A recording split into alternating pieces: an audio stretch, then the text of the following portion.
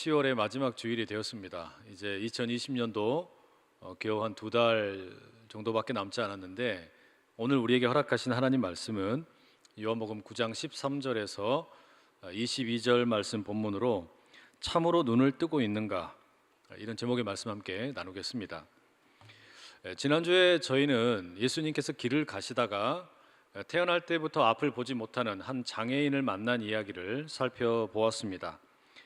태어날 때부터 앞을 보지 못하는 그 사람의 눈을 예수님께서 진흙을 발라주시고 실로암 연못에 가서 씻어라 말씀을 하셨지요. 이것은 평생 사람 대접 받지 못하고 살던 그 한 영혼에 대한 새로운 창조의 역사입니다. 뿐만 아니라 예수님께서 그의 아픔에 깊이 공감하고 계신다라는 것을 보여주는 일이기도 했습니다. 예수님의 공감은 감정적으로 함께 울어주고 웃어주는 감정적인 공감일 뿐만 아니라 앞으로 살아가는 가운데 넘어질 수도 있고 실패할 수도 있고 부끄러울 수도 있지만 그럴 때마다 힘을 내라, 용기를 불어넣는 그런 공감이라고 했습니다. 오늘은 예수님과 태어날 때부터 앞을 보지 못한 이 장애인, 이 두 사람의 대화를 조금 더 확대시켜서 살펴보려고 그래요.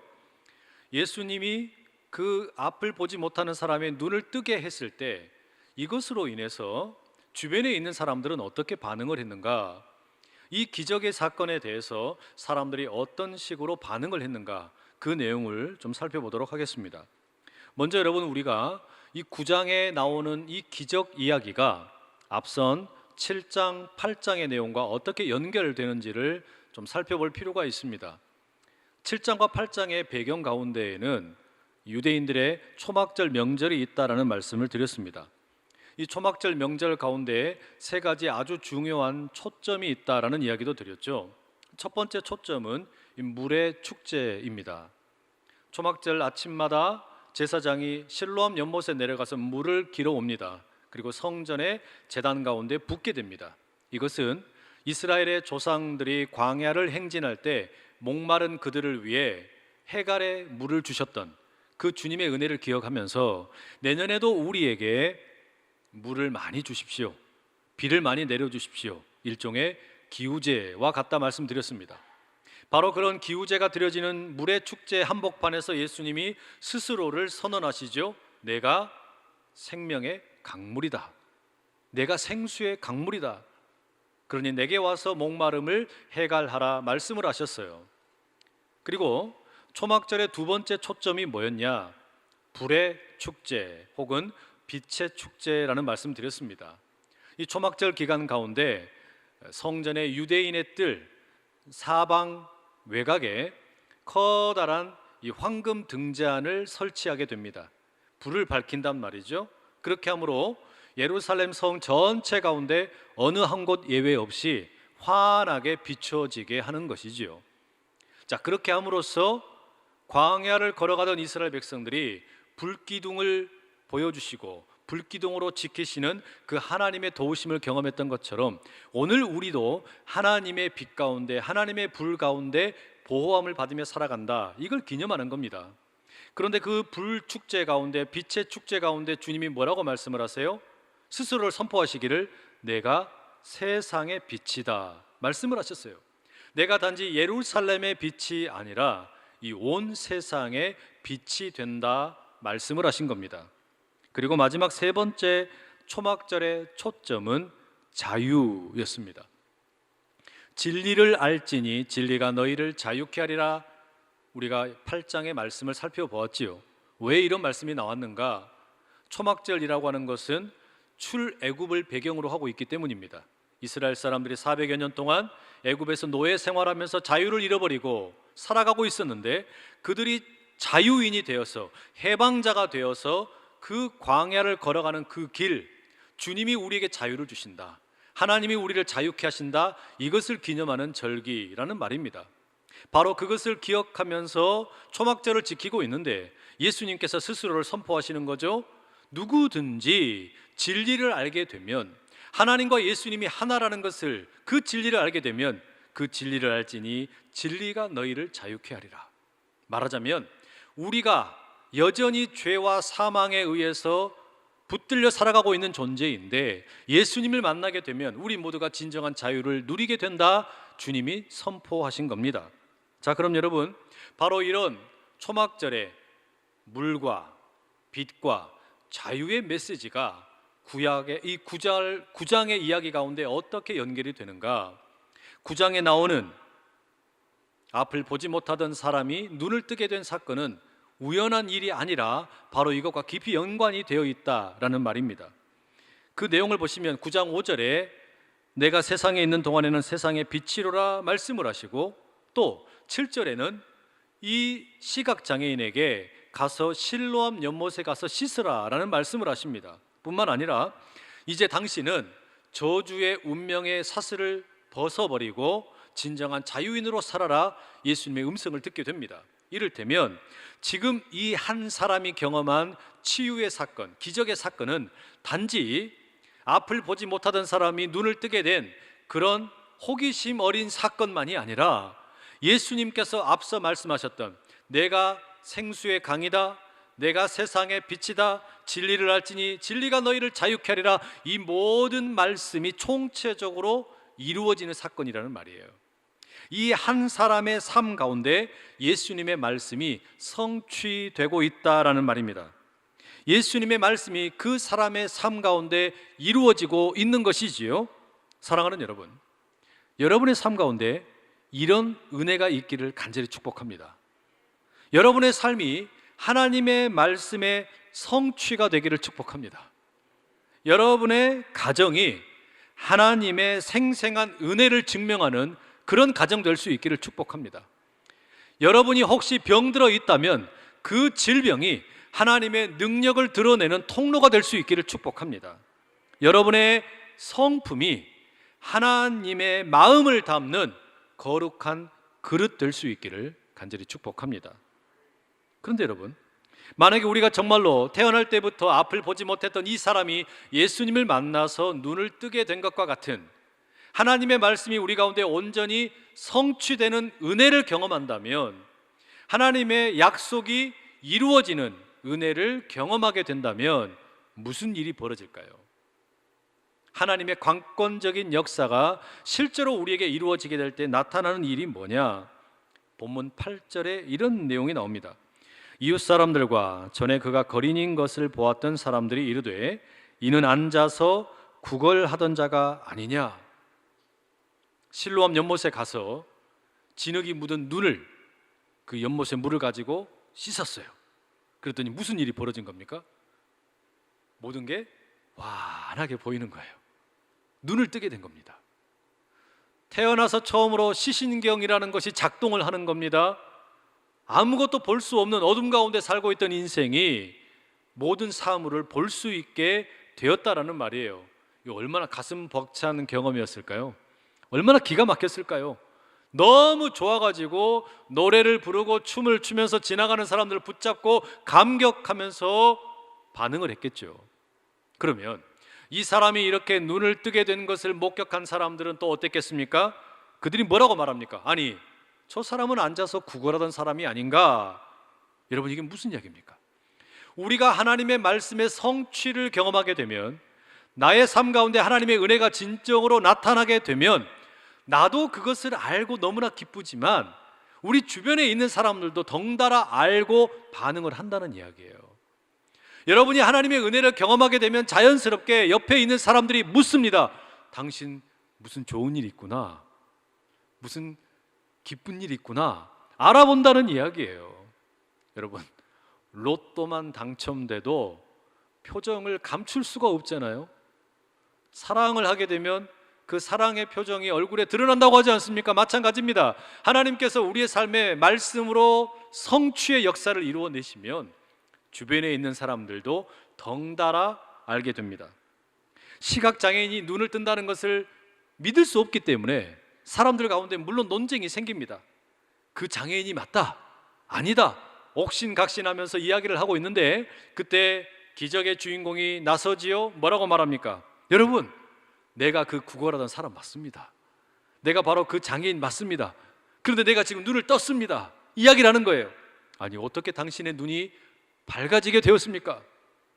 궁금하면 500원 이렇게 묻지는 않았죠? 뭐라고 말합니까? 예수님이라는 분이 나를 만나 주셨고 내 눈에 지륵을 발라주셨고 실로암 연못에 가서 씻으라고 하셔서 그대로 했더니 내 눈이 밝아졌습니다. 간증을 하게 되는 거예요. 많은 사람들이 눈을 뜨게 된 이 사람의 간증을 듣게 된 것이죠.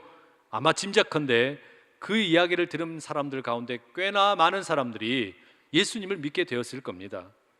멋진 일입니다. 여러분, 저는 이런 일이 우리 삶 가운데 많이 일어나면 좋겠어요. 하나님의 말씀이 내 삶 가운데 막 실제로 이루어지고 은혜가 임하게 되고, 그래서 나 혼자만 이것을 알고 있는 게 아니라 내가 내색을 하지 않아도 옆에 있는 사람들이 덩달아 알게 되고, 그래서 그 사람들에게 우리가 자연스럽게 무슨 좋은 일이 있어 물을 때에 예수님 때문이라고, 복음 때문이라고, 그 간증을 듣고 수많은 사람들이 예수 그리스도를 믿게 되는 역사가 여러분의 삶 가운데 가득하시기를 축복합니다. 이런 간증의 삶을 사는 사람이 누리는 복을 구약성경 다니엘 12장 3절에는 이렇게 말합니다. 지혜 있는 자는 궁창의 빛과 같이 빛날 것이요 많은 사람을 옳은 대로 돌아오게 한 자는 별과 같이 영원토록 빛나리라. 많은 사람을 옳은 곳으로 인도하는 자, 그는 마치 밤하늘의 별처럼 영원토록 빛나게 될 것이다. 여러분, 군대에만 별이 있는 게 아니에요. 여러분이 별입니다. 여러분이 별이 되어서 하나님의 은혜의 주인공이 되어서 간증을 통하여 많은 사람들이 옳은 대로 인도함을 받는 그 역사를 이루어 주시기를 간절히 축복합니다.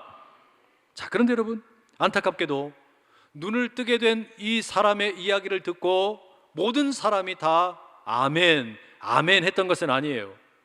여러 사람들이 의심을 합니다. 에이, 그건 있을 수 없는 일이라고, 그건 절대로 불가능한 일이라고 의심을 하고 받아들이지 않습니다. 13절에 보면 그렇게 의심하는 사람들이 어떻게 합니까? 눈을 뜨게 된 이 사람을 데리고 바리새인들에게로 갑니다. 당시의 바리새인들은 일종의 재판관 노릇까지 한 것 같아요. 바리새인들이 자초지종을 묻습니다. 도대체 당신에게 무슨 일이 일어났냐고 하나 둘 이야기를 듣더니 그 바리새인들 가운데도 의견이 나눠졌어요. 일부의 사람들은 예수님의 기적에 대해서 긍정적인 반응을 합니다. 그런데 대다수의 많은 바리새인들은 부정적으로 반응을 하죠. 기적 자체를 인정하지 않습니다. 특히 안식일 규정을 거론하면서 이건 옳지 않다 단정을 지어버립니다.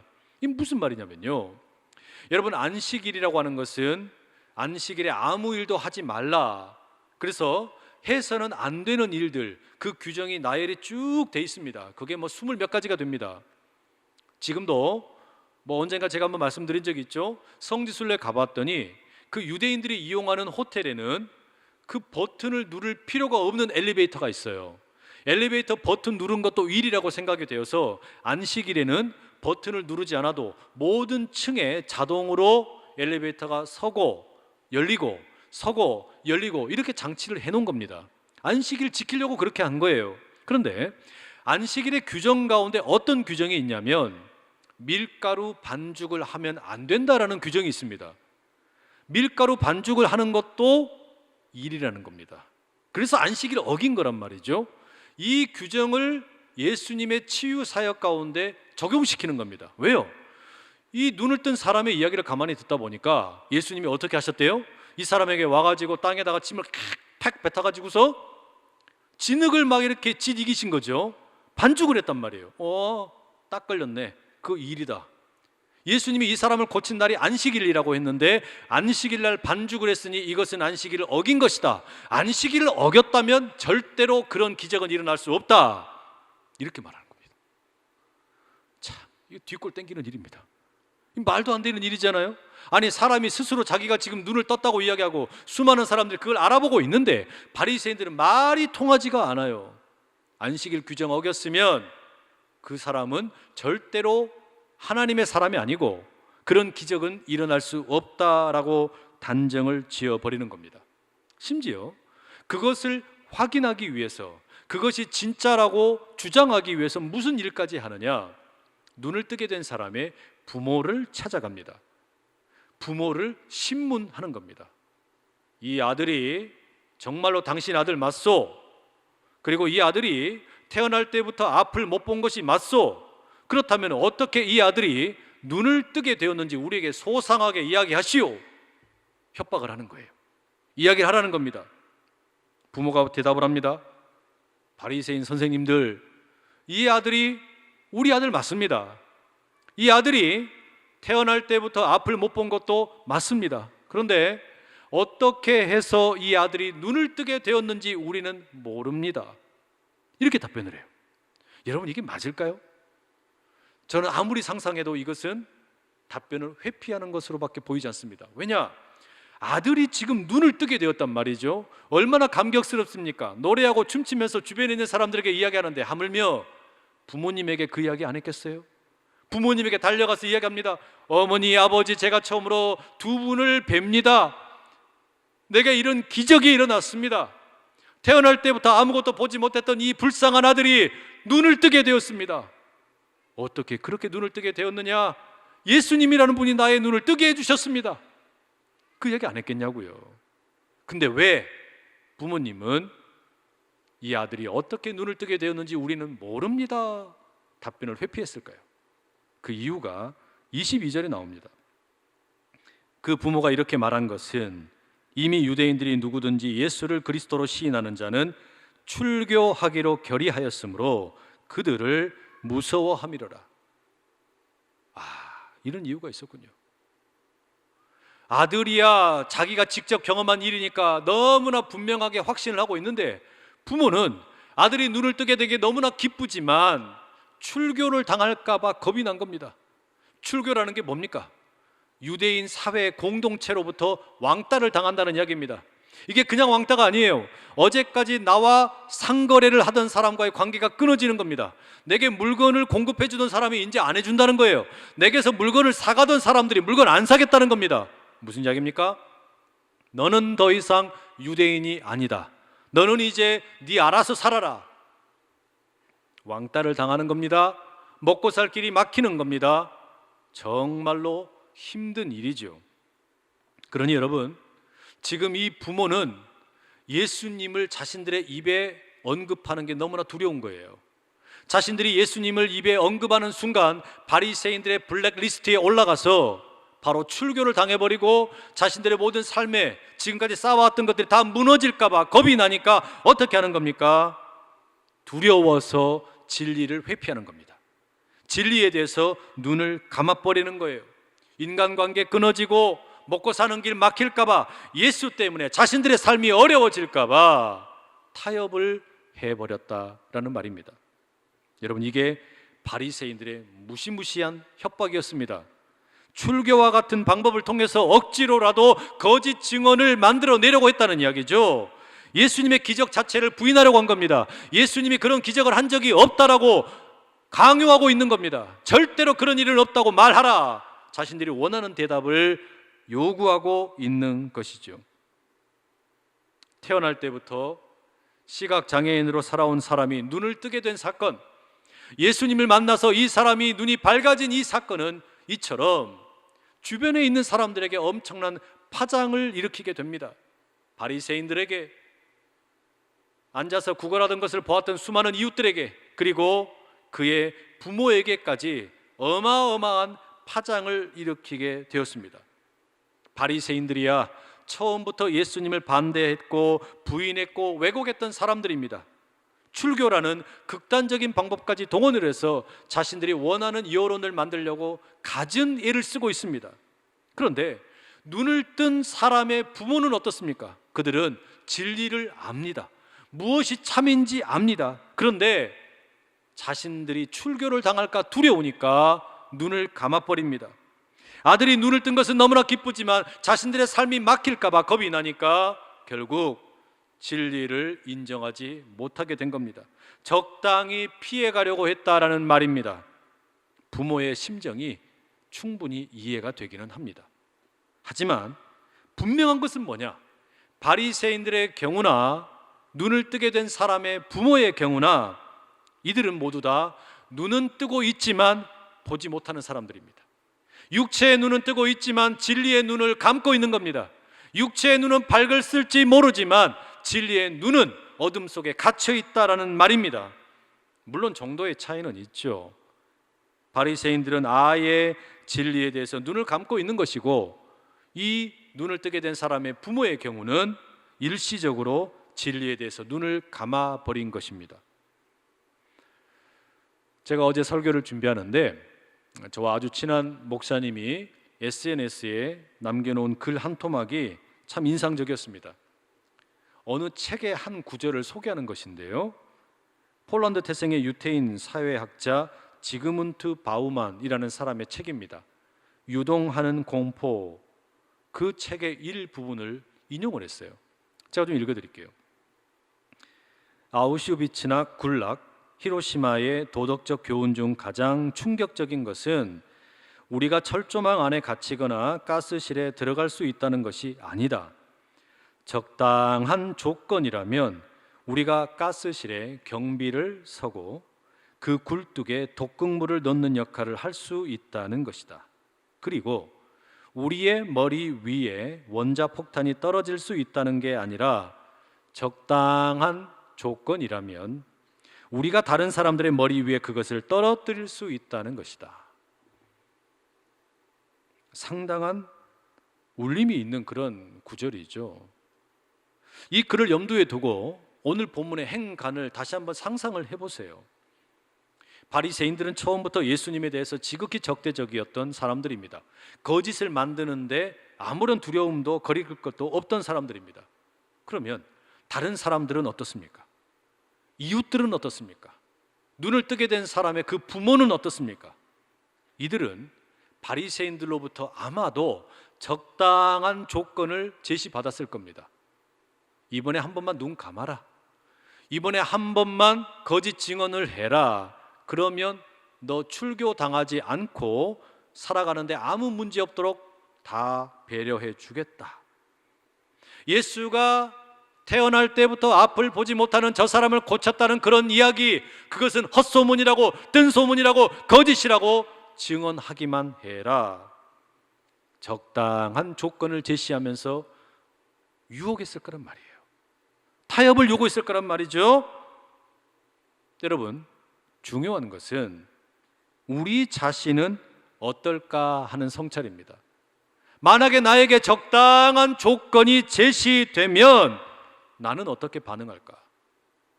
과연 나는 어떻게 행동할 것인가? 적당한 조건이 나에게 주어지게 되면 나는 과연 진리의 눈을 감을 것인가? 여전히 진리를 증언할 것인가? 여러분 어떻게 하시겠습니까? 눈을 뜬 사람의 부모는 어떻게 아들이 눈을 뜨게 되었는지 모른다라고 애매모호하게 답변을 하게 됩니다. 그렇죠? 아들이 어떻게 눈을 떴는지 모른다라고 회피합니다. 아들이 이미 성인이니까 그에게 직접 물어보라, 그렇게 답변을 얼버무립니다. 어쩌면 지혜로운 답변인지도 모르겠습니다. 그러자 원하는 답을 듣지 못한 이 바리새인들이 다시 그 아들을 소환합니다. 그리고서 다시 묻습니다. 두 번째 취조가 시작이 되는 것인데 24절에 이렇게 다짜고짜 강요를 합니다. 이에 그들이 맹인이었던 사람을 두 번째 불러 이르되 너는 하나님께 영광을 돌리라. 우리는 이 사람이 죄인인 줄 아노라. 이 무슨 이야기냐면, 네가 예수를 만나서 눈을 뜨게 되었다는 그런 식의 이야기하고 다니지 말아라. 예수에게 영광을 돌리지 말아라. 하나님에게만 영광을 돌려라. 예수는 죄인이다. 그렇게 강요 아닌 강요를 하면서 협박을 하고 있는 것입니다.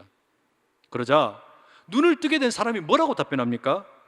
그분이 죄인인지 아닌지 나는 모르겠습니다. 그러나 내가 분명히 아는 사실 하나가 있는데, 그것은 내가 태어날 때부터 지금까지 한 번도 눈을 뜨지 못했다가 지금 그분을 통하여, 예수를 통하여 눈을 뜨게 되었다는 사실, 이건 내가 절대로 부인할 수 없는 일입니다.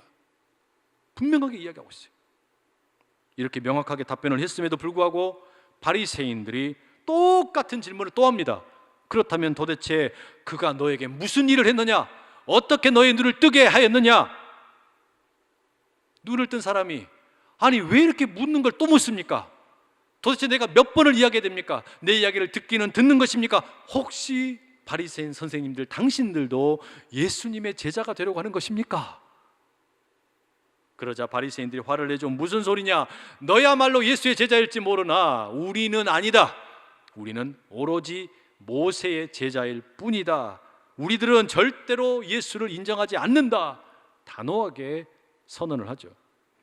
이렇게 몇 번 대화가 오고 가는 가운데, 옥신각신하는 가운데 태어날 때부터 앞을 보지 못했던 이 사람이 32절과 33절에 기가 막힌 간증을 이렇게 남깁니다.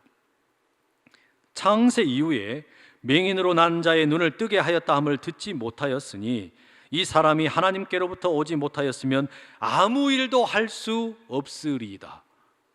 야, 바리새인들 앞에서 창세 이래로 성경을 거론하면서 자신의 이야기를 계속하는 겁니다. 이게 뭡니까? 예수님을 만난 사람의 변화된 모습이에요. 용기예요.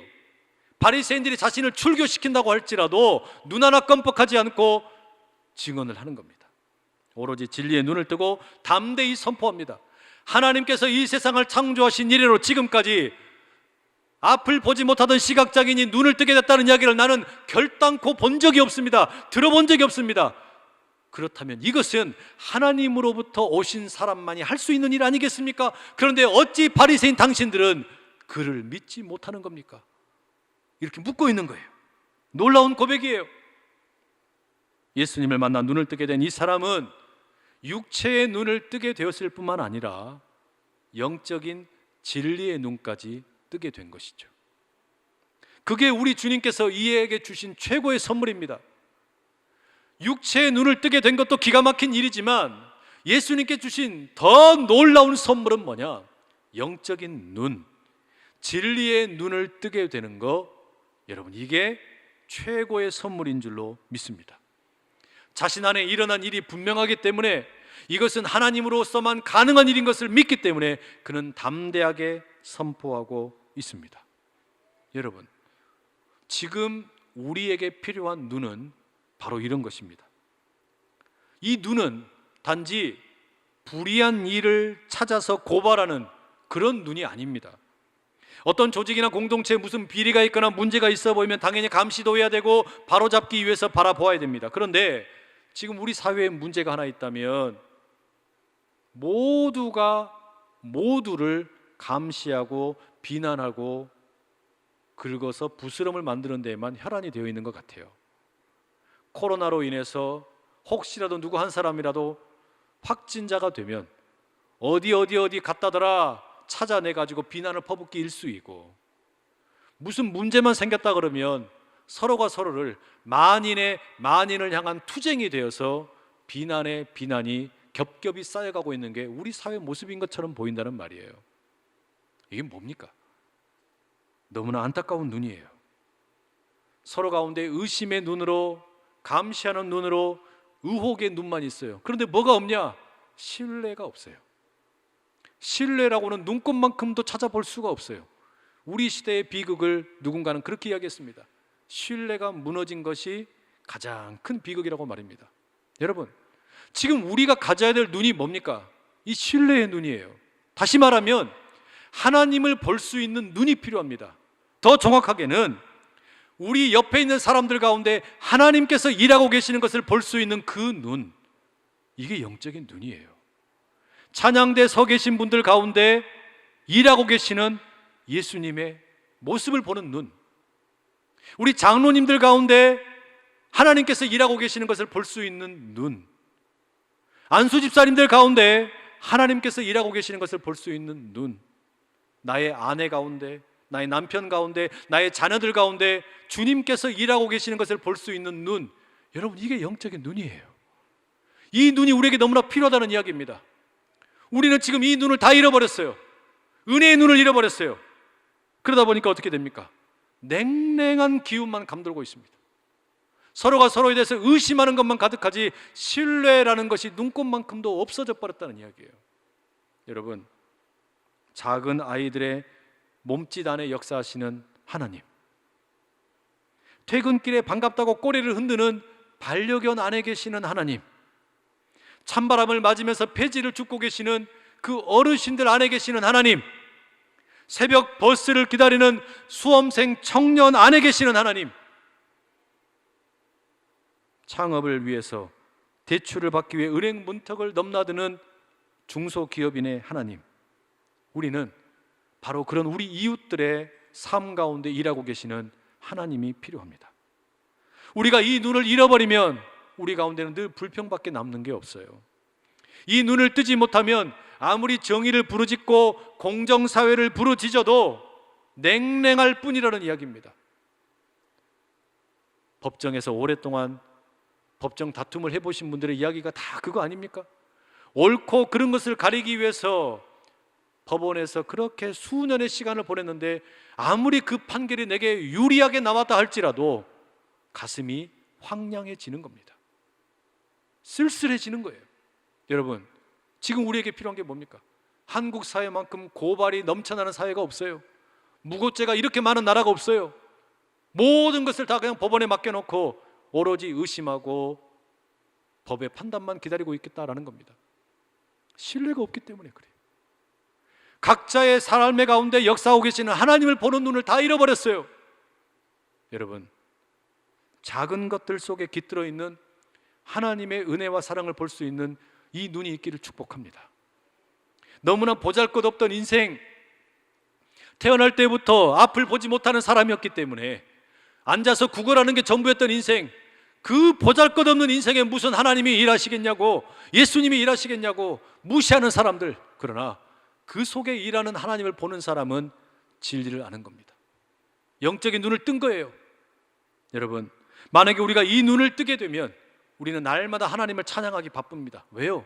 모든 세상 만물 가운데 하나님의 역사가 너무나 가득하기 때문입니다. 여러분, 어떤 삶을 사시겠습니까? 육체의 눈은 뜨고 있으나 영적인 진리에 눈을 감고 살겠습니까? 아니면 육체의 눈과 함께 영적인 진리의 눈을 함께 뜨고 살겠습니까? 선택은 여러분의 몫입니다. 기도하겠습니다. 사랑하는 아버지 하나님, 우리로 하여금 진리의 눈을 뜨고 살아가게 하여 주시옵소서. 작은 것들 속에 역사하시는 하나님의 은혜와 사랑을 보는 건강한 눈을 허락하여 주시옵소서. 그래야 이 세상 가운데 적당한 조건을 따라 이리저리 흔들리는 삶이 아니라 은혜의 주인공답게, 능력의 주인공답게 멋지게 살아가는 우리 모두 되게 하여 주시옵소서. 육체의 눈과 영적인 진리의 눈을 밝히 떠서 하나님을 기쁘시게 하고 이웃을 사랑하는 우리 모두 되게 하여 주시옵소서. 참으로 진리의 눈을 뜨게 하시는 거룩하신 예수님의 이름으로 기도드립니다. 아멘.